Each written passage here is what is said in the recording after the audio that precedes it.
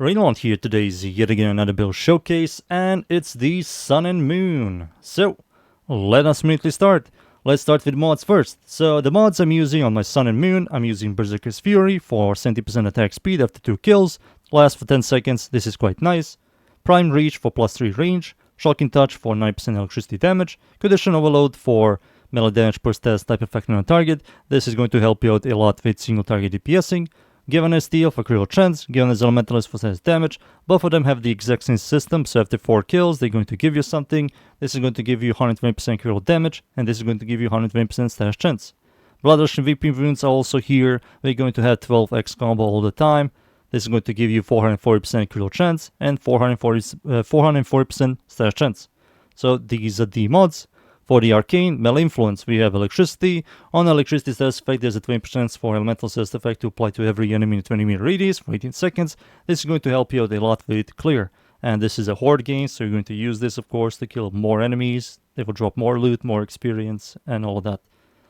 For the stats, the attack speed is average, range is good, the combo duration is average, follow through is horrible, the Riven is horrible as well, critical chance is average, surprising. I thought it was more.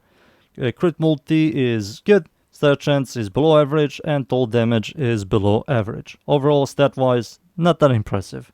So those are the stats, the mods, the Arcane, and I think it's time for me to show you this weapon in game. So I'm going to use Sun and Moon, no secondary, no primary, no Sentinel Dog or Cat, just Ember and Sun and Moon. That's it. So, let's start.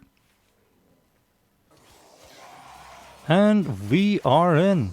I'm up against the corrupted enemies, the Void, Steel Path of course. It's a survival called Moth. I'm going to show you this weapon here. And as you can see, clear Vise, thanks to melee influence, it's quite good.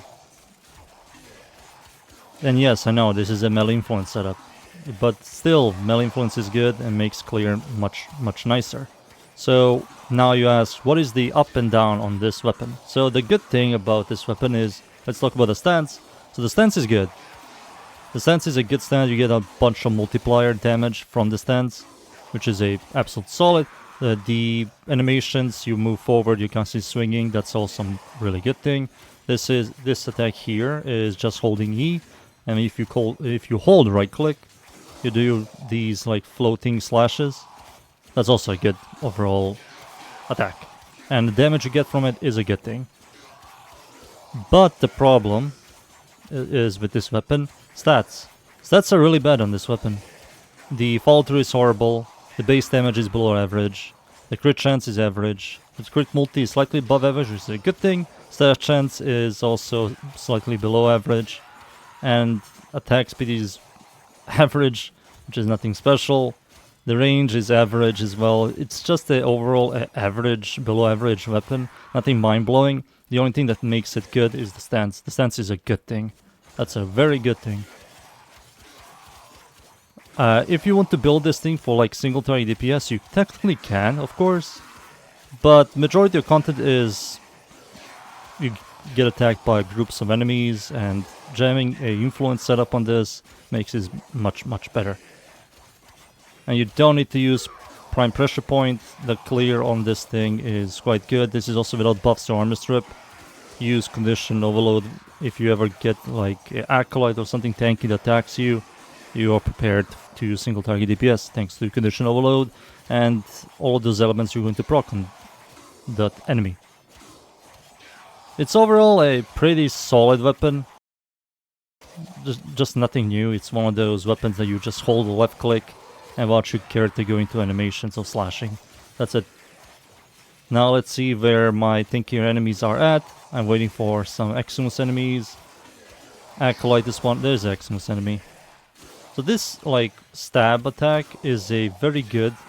So the multiplier you get from this, like just holding E, not moving forward, when she does like that stab attack, that twin stabs, that's a ton of damage. Overall damage you get from it is like 750 multiplier to your melee damage, which is quite good. That's quite good. Not a lot of stances have that on the hold E button attacks, but it's like a very good overall damage you get from it. The moving forward is weak, but it's still good. mostly because you move forward and you're constantly spinning and slashing everywhere around you, so that's a good thing.